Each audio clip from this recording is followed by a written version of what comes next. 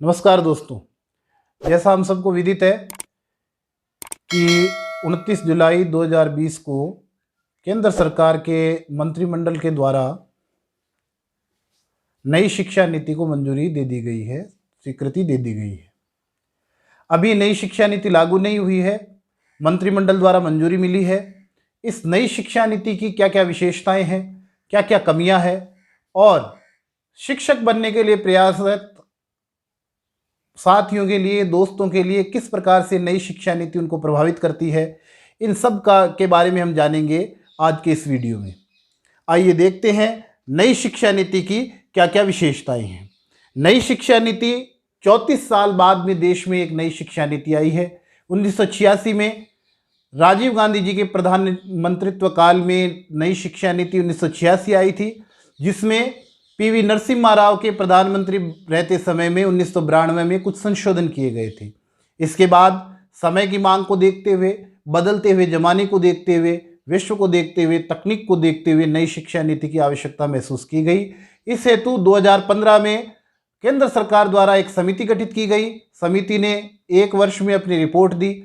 फिर नई शिक्षा नीति का मसौदा तैयार करने के लिए एक कस्तूरी रंगन समिति गठित की गई और उन्होंने नई शिक्षा नीति का ड्राफ्ट तैयार किया, जो पिछले वर्ष मई में 2019 में ये ड्राफ्ट लोगों के सामने मानव संसाधन विकास मंत्री रमेश पोखरियाल निशंक द्वारा प्रस्तुत किया गया और इस ड्राफ्ट पर सुझाव मांगे गए।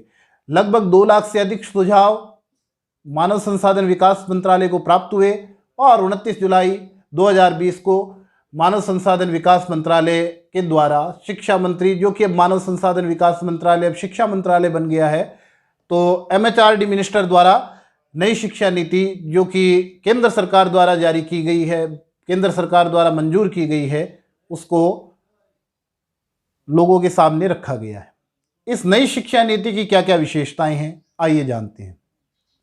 नई शिक्षा नीति में बताया गया है कि जीडीपी का, भारत की जीडीपी का कुल 6% खर्च होगा। ये एक अच्छी बात है, क्योंकि इससे पहले भारत की जीडीपी का 4.43% ही शिक्षा पर खर्च हो रहा था। तो शिक्षा पर जो खर्च है वो बढ़ेगा और उम्मीद है कि खर्च बढ़ने के साथ ही शिक्षा के लिए बुनियादी सुविधाएं और शिक्षा का स्तर, गुणवत्ता इत्यादि सुधरेगी। इसके साथ ही स्कूली शिक्षा, उच्च शिक्षा के साथ साथ कृषि शिक्षा, कानूनी शिक्षा, चिकित्सा शिक्षा, तकनीकी शिक्षा जैसे व्यावसायिक पाठ्यक्रम जो है, इनको भी शिक्षा नीति के दायरे में लाया जाएगा। ये अभी तक शिक्षा नीति के दायरे में नहीं थे। इसका मुख्य उद्देश्य ये है कि पढ़ाई को स्किल से जोड़ना। पढ़ाई को जब स्किल से जोड़ा जाएगा तो इससे रोजगार परक शिक्षा जो है लोगों को प्राप्त होगी। तो ये एक अच्छा कदम है कि पढ़ाई को स्किल से जोड़ा जा रहा है और जो भी व्यावसायिक पाठ्यक्रम है, उन व्यावसायिक पाठ्यक्रमों को भी शिक्षा नीति के दायरे में लाया जा रहा है। इसके साथ ही कुछ सहायक पाठ्यक्रम हुआ करते थे।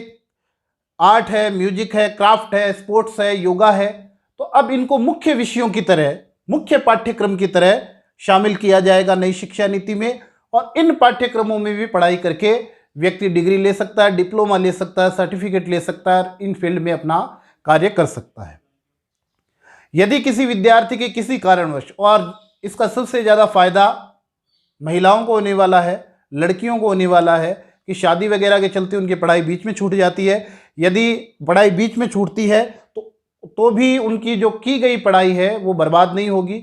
यदि 1 साल में आपकी पढ़ाई बीच में छूट जाती है, 1 साल की पढ़ाई करने के बाद, तो आपको उस कोर्स से संबंधित सर्टिफिकेट जारी किया जाएगा। यदि 2 साल बाद आपकी पढ़ाई छूटती है तो उसका आपको डिप्लोमा दिया जाएगा। 3 साल या 4 साल की पढ़ाई पूरी करने पर, वो कोर्स या पाठ्यक्रम पूरा करने पर आपको डिग्री प्रदान की जाएगी। ये भी एक अच्छा निर्णय है कि आपके द्वारा की गई मेहनत या पढ़ाई जो है वो बर्बाद नहीं जाएगी। इसके साथ ही एक महत्वपूर्ण निर्णय यह भी लिया गया कि MHRD, मानव संसाधन विकास मंत्रालय जो है, उसका नाम बदलकर अब शिक्षा मंत्रालय कर दिया गया है। ये मांग बड़े लंबे समय से जारी थी और ये भी कहा जा रहा था कि मानव को संसाधन नहीं है तो मानव को संसाधन नहीं मानना चाहिए। तो ये शिक्षा मंत्रालय अब इसका नाम हो गया है।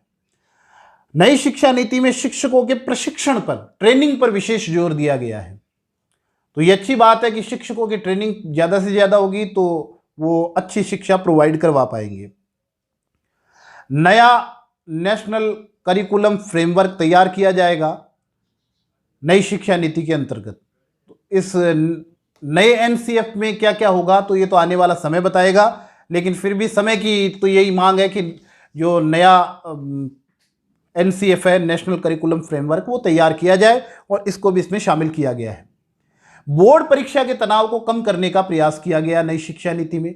बोर्ड परीक्षा को प्रतिस्पर्धी या प्रतियोगी परीक्षा के स्थान पर बोर्ड परीक्षा को जीवन से जोड़ने वाली परीक्षा, ज्ञानात्मक परीक्षा, अवधानात्मक परीक्षाएं, जितने तरह के सिद्धांत हैं उन सभी को सम्मिलित किया जाएगा इसमें। और बोर्ड परीक्षा के बोझ को कम करने के लिए, विद्यार्थियों पर तनाव कम करने के लिए एक विशेष प्रयास किया जाएगा कि बोर्ड की परीक्षा वर्ष में एक बार ना होकर 2 बार या 3 बार आयोजित की जाए और उस हिसाब से पाठ्यक्रम को विभाजित कर दिया जाए, डिवाइड कर दिया जाए, जिससे कि विद्यार्थी जो है उन पर एक साथ पूरे पाठ्यक्रम का बोझ ना पड़े।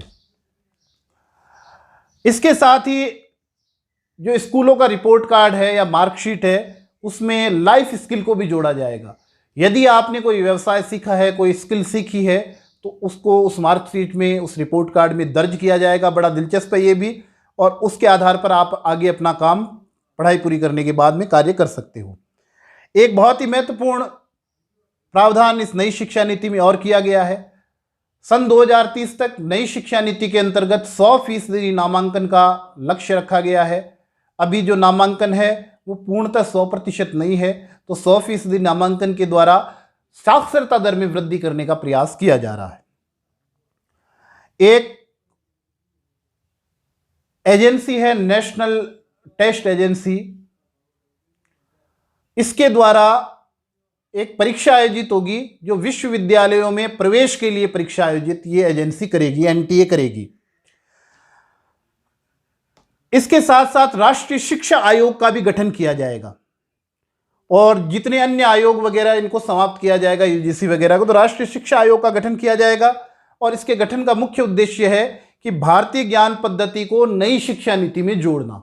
जो पुराना ज्ञान है, हमारे आदि ग्रंथों में जो ज्ञान है, जो उपयोगी ज्ञान है आज के परिप्रेक्ष्य में, उनको शिक्षा से जोड़ना। साथ ही साथ इस नई शिक्षा नीति में निजी स्कूलों की मनमानी फीस वृद्धि पर भी बात की गई है कि वो निजी स्कूल जो है वो मनमानी तौर पर फीस वृद्धि नहीं कर सकेंगे। रिसर्च हेतु एक नई व्यवस्था की गई है और एमफिल की जो बाध्यता है वो समाप्त कर दी गई है नई शिक्षा नीति में। मल्टीपल डिसिप्लिनरी एजुकेशन के द्वारा स्ट्रीमों के बीच में जो भेदभाव था, जो फर्क था, उसको कम किया गया है। समाप्त तो नहीं किया गया, लेकिन इस भेदभाव को काफ़ी हद तक कम किया गया है। इस कम करने का उद्देश्य ये है कि यदि कोई विद्यार्थी इंजीनियरिंग की पढ़ाई कर रहा है और उसकी संगीत में रुचि है, तो वो संगीत विषय को भी इंजीनियरिंग के साथ ले सकता है। तो साइंस स्ट्रीम में या आर्ट्स स्ट्रीम में, दोनों में जो फ़र्क था, इस फ़र्क को समाप्त कर दिया गया है, एक तरह से कम कर दिया गया है। और साथ ही साथ में विद्यार्थियों की रुचि के अनुसार उन्हें शिक्षा देने का प्रयास किया जाएगा। लड़कियों की शिक्षा के लिए भी विशेष तौर पर इसमें ध्यान दिया गया है और कस्तूरबा गांधी जो आवासीय विद्यालय थे, इनका विस्तार कक्षा 12 तक करने की बात की गई है। अभी तक इनका विस्तार सामान्यतः 8वीं कक्षा तक हुआ करता था। एनआरएफ यानी नेशनल रिसर्च फाउंडेशन, एक फाउंडेशन बनाया जाएगा, एक संस्था बनाई जाएगी जो रिसर्च के लिए वित्तीय सहायता उपलब्ध करवाएगी। रिसर्च साइंस के क्षेत्र में और आर्ट्स के क्षेत्र में, दोनों क्षेत्रों में रिसर्च को प्रोत्साहन दिया जाएगा। ये एनआरएफ या नेशनल रिसर्च फाउंडेशन अमेरिका में स्थित नेशनल साइंस फाउंडेशन की तर्ज पर विकसित किया जाएगा। प्राथमिक स्तर के बालकों को किताबों के अलावा अन्य दूसरे तरीकों से, दूसरे विकल्पों से भी पढ़ाई का जो है विकल्प दिया जाएगा, उन्हें शिक्षित किया जाएगा, जैसे स्टोरी टेलिंग, कहानी कहना, रंगमंच, ग्रुप स्टडी, पोस्टर, डिस्प्ले इत्यादि इत्यादि नवाचारों का प्रयोग किया जाएगा। अर्ली चाइल्डहुड पॉलिसी के लिए भी एक पाठ्यचर्या का निर्माण करेगा और ये पाठ्यचर्या का निर्माण एनसीईआरटी के द्वारा किया जाएगा और ये पाठ्यचर्या का निर्माण 3 से 6 वर्ष के बालकों के लिए किया जाएगा। कक्षा 6 से वोकेशनल कोर्स या व्यावसायिक शिक्षा जो है वो अनिवार्य की गई है, शुरू की गई है। कक्षा 6 से कोई विद्यार्थी यदि वोकेशनल कोर्स लेना चाहता है तो वो ले सकता है। शिक्षकों के लिए भी नवाचारों के प्रयोग को प्रोत्साहन दिया गया है। शिक्षकों के वर्कलोड को, शिक्षा के अतिरिक्त अन्य वर्कलोड को, चुनाव ड्यूटी के अतिरिक्त अन्य जितने भी वर्क है, कार्य है, उनको कम किया गया है, खत्म किया गया है। तो ये बड़ी अच्छी बात है, एक सकारात्मक बात है कि शिक्षकों के ऊपर बोझ को कम कर दिया गया है। ये तो दोस्तों थी इसकी विशेषताएं, नई शिक्षा नीति की बड़ी अच्छी विशेषताएं हैं। और सरकार द्वारा जो ये नई शिक्षा नीति लाई गई है, हम उम्मीद करते हैं, आशा करते हैं कि ये शिक्षा नीति जिन उद्देश्यों के साथ लाई गई वो सारे उद्देश्य पूर्ण हो। लेकिन साथ ही इस नई शिक्षा नीति में कुछ सीमाएं भी है, कुछ कमियां भी है। वो कौन कौन सी कमियां हैं? यदि हम देखें कि हमारे देश में अभी तक जीडीपी का 4.43% शिक्षा पर खर्च हो रहा था, जिसका लक्ष्य अब 6% खर्च करने का रखा गया है। लेकिन फिर भी विश्व के कई देशों से हमारे शिक्षा खर्च को यदि हम तुलना करें तो हमारा शिक्षा खर्च अब भी कम होगा। यदि हम देखें कि क्यूबा जैसा अमेरिका का पड़ोसी साम्यवादी देश है, वो अपनी जीडीपी का 12.8% शिक्षा पर खर्च करता है। नॉर्वे शिक्षा के क्षेत्र में अग्रणी स्थान रखता है, 8% खर्च करता है। डेनमार्क 7.6% अपनी जीडीपी का शिक्षा पर खर्च करता है। आइसलैंड 7.5% अपनी जीडीपी का शिक्षा पर खर्च करता है। फिनलैंड जो सन 2000 से ही संयुक्त राष्ट्र सूचकांक में शिक्षा के क्षेत्र में नंबर 1 बना हुआ है, वो 6.9% शिक्षा पर खर्च करता है। हालांकि इस खर्च के अतिरिक्त भी कोई अन्य और कई प्रयास है जिसके द्वारा ये शिक्षा के क्षेत्र में नंबर 1 है। बेल्जियम के द्वारा 6.5%, ओमान के द्वारा 6.8% और यहाँ तक कि हमारे पड़ोसी देश भूटान के द्वारा भी 6.6% शिक्षा के ऊपर खर्च किया जाता है। तो ये खर्च अब भी कम है। यदि इसमें कोई संशोधन करके इस शिक्षा पर खर्च को और बढ़ाया जाए तो ये अच्छा होगा। यदि हम देखें कि इसकी और क्या सीमाएं हैं, बातें बड़ी आदर्शवादी बातें की गई शिक्षा नीति के संबंध में, अच्छे अच्छे उद्देश्य और लक्ष्य रखे गए। लेकिन हम देखें तो खास तौर पर पूरे देश में, लेकिन खास तौर पर ग्रामीण क्षेत्रों में बुनियादी सुविधाओं का अभाव है। बुनियादी सुविधाओं के अभाव में ये नीतियाँ, ये शिक्षा नीति या इसके उद्देश्य किस तरह इंप्लीमेंट होंगे, ये एक देखने वाली बात होगी। स्किल डेवलपमेंट के लिए सरकार द्वारा पहले भी प्रयास किए गए थे, स्कूली स्तर पर नहीं, लेकिन इसके अतिरिक्त अन्य स्तर पर स्किल डेवलपमेंट कार्यक्रम सरकार की विभिन्न योजनाओं द्वारा चलाए गए, लेकिन उनमें अपेक्षित सफलता सरकार को नहीं मिली। तो ये भी एक संदेह के घेरे में है कि स्कूली शिक्षा में किस तरह से स्किल डेवलपमेंट होता है नहीं होता है, किस तरह से इसको इम्प्लीमेंट किया जाएगा, ये भविष्य के गर्भ में छिपा है। लेकिन फिर भी वर्तमान सुविधाओं के आधार पर ये थोड़ा मुश्किल कार्य है। नई शिक्षा नीति को हम देखें तो ये समझने में अत्यधिक जटिल है। स्कूली शिक्षा की अवधि को बढ़ा दिया गया है। जो 10+2 का फार्मूला था उसको 5+3+3+4 कर दिया गया है। अर्थात पूर्व प्राथमिक कक्षाएं, नर्सरी, केजी इत्यादि के लिए 3 वर्ष, कक्षा 1 और 2 के लिए 2 वर्ष। तो ये 5 वर्ष जो है पूर्व प्राथमिक से लेकर कक्षा 2 तक 5 वर्ष का समय रहेगा। इसके बाद कक्षा 3 से 5 तक 3 वर्ष का रहेगा, कक्षा 6 से 8 तक 3 वर्ष का रहेगा, कक्षा 9 से 12 तक 4 वर्ष का रहेगा। तो ये समयावधि जो पहले कम थी, विशेषकर सरकारी स्कूलों में जो कक्षा 1 से 12 तक की पढ़ाई हुआ करती थी, तो उसमें अब 3 वर्ष की समयावधि बढ़ गई है। इसके साथ ही सबसे जरूरी बात और सबसे जरूरी पेचीदगी इसमें शिक्षकों की भर्ती से संबंधित पेचीदगी है। यदि हम देखें कि शिक्षकों की भर्ती संबंधी कई नियम उपनियम नई शिक्षा नीति में लगाए गए हैं, जिसमें एक एनटीए परीक्षा, नेशनल टेस्टिंग एजेंसी द्वारा एक परीक्षा आयोजित होगी और उस परीक्षा में जो स्कोर होगा उस स्कोर को भी शिक्षक भर्ती में जोड़ा जाएगा। तो ये गैर जरूरी बात है, क्योंकि पहले से ही जो शिक्षक भर्ती हुआ करती है, अभी हो रही है पुरानी शिक्षा नीति के आधार पर, तो उसमें अलग अलग विषयों के तकरीबन 17 से लेकर 18 विषयों के प्रश्न जो है वो सम्मिलित होते हैं और साथ ही अपने विषय जो विषयाध्यापक है उसकी भी परीक्षा ली जाती है। तो ये नेशनल टेस्टिंग एजेंसी द्वारा जो ये नेशनल टेस्ट लिया जाएगा तो ये गैर जरूरी है। इसके साथ ही ये प्रावधान भी नई शिक्षा नीति में किया गया है कि टीचर्स एलिजिबिलिटी टेस्ट जो है, शिक्षक की योग्यता परीक्षा है, ये प्रति 7 वर्ष में आयोजित की जाएगी। तो यदि कोई शिक्षक भर्ती भी हो जाता है तो भर्ती के बाद भी उसको प्रति 7 वर्ष में शिक्षा, जब तक उसकी आयु 40 वर्ष नहीं होती है तब तक उसको ये प्रति 7 वर्ष में ये परीक्षा देनी होगी। तो ये भी गैर जरूरी बात है। एक बार यदि शिक्षक भर्ती हो जाता है तो उसको बार बार परीक्षाएं उसकी नहीं ली जानी चाहिए। जिस तरह से नेट की परीक्षा है वो एक बार ही ली जाती है लाइफ टाइम, तो उसी तरह टीईटी की परीक्षा, शिक्षक पात्रता परीक्षा जो है, योग्यता परीक्षा या पात्रता परीक्षा, वो भी जीवन में एक बार ही होनी चाहिए, उसकी लाइफ टाइम वैलिडिटी होनी चाहिए।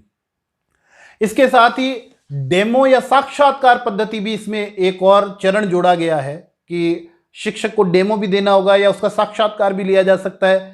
और यदि जाकर डेमो नहीं दिया जा सकता तो वो अपने टीचिंग का वीडियो बना करके सबमिट करेगा और उस आधार पर उसका चयन होगा। तो ये भ्रष्टाचार को बढ़ावा देने का एक साधन बनने की संभावना इसकी बहुत ज़्यादा है। तो इसमें ऐसा है कि ये डेमो और साक्षात्कार नई शिक्षा नीति में जो पद्धतियां हैं इनको समाप्त किया जाना चाहिए। ये पद्धति गैर जरूरी है। 3 साल का प्रोबेशन पीरियड का प्रावधान नई शिक्षा नीति में किया गया है, जो अभी कुछ राज्यों में 1 साल और कुछ राज्यों में 2 साल है। तो मेरा मानना यह है कि ये 3 साल का प्रोबेशन पीरियड ना होकर के प्रोबेशन पीरियड केवल 1 वर्ष का होना चाहिए। तो 3 साल का प्रोबेशन पीरियड बड़ा लंबा है और ये सही नहीं है। एक और नई शिक्षा नीति में स्कूल कॉम्प्लेक्स अवधारणा दी गई है। इसके आधार पर अभी तक जो शिक्षक लगते थे वो किसी स्कूल में नियुक्त होते थे, लेकिन अब स्कूल में नियुक्त ना होकर के स्कूल कॉम्प्लेक्स में नियुक्त होंगे।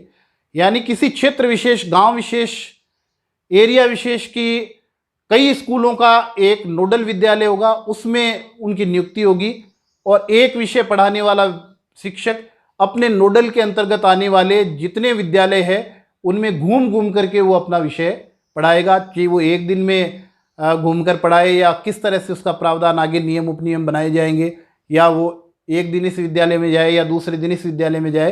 तो स्कूल कॉम्प्लेक्स अवधारणा है, उबाऊ थकाऊ अवधारणा है और व्यवहारिक अवधारणा नहीं लगती। तो इस तरह से हम कह सकते हैं कि ये अवधारणा भी थोड़ी सही नहीं है। हाँ, एक स्कूल में लगे हुए शिक्षक की दूसरे स्कूल में सहायता ली जा सकती है, ये किया जा सकता है, लेकिन ये शिक्षक की इच्छा पर निर्भर होना चाहिए, ना कि उस पर ये थोपा जाना चाहिए। तो दोस्तों, ये नई शिक्षा नीति की कुछ सीमाएं थी, कुछ विशेषताएं हमने देख ली। अब नई शिक्षा नीति लागू होनी चाहिए, नहीं होनी चाहिए, क्या होना चाहिए, क्या नहीं होना चाहिए, इसके विषय में मैं आप पर छोड़ता हूँ। मेरा मानना ये है कि विश्व बैंक द्वारा 2017 में एक रिपोर्ट जारी की गई और एक अध्ययन किया गया भारत की स्कूलों में, जिसमें ये पाया गया कि कक्षा 5 के विद्यार्थी कक्षा 1 और 2 की पुस्तकें नहीं पढ़ पा रहे थे। इस कारण से नई शिक्षा नीति तो जरूरी है, लेकिन नई शिक्षा नीति सबसे चर्चा करके और सभी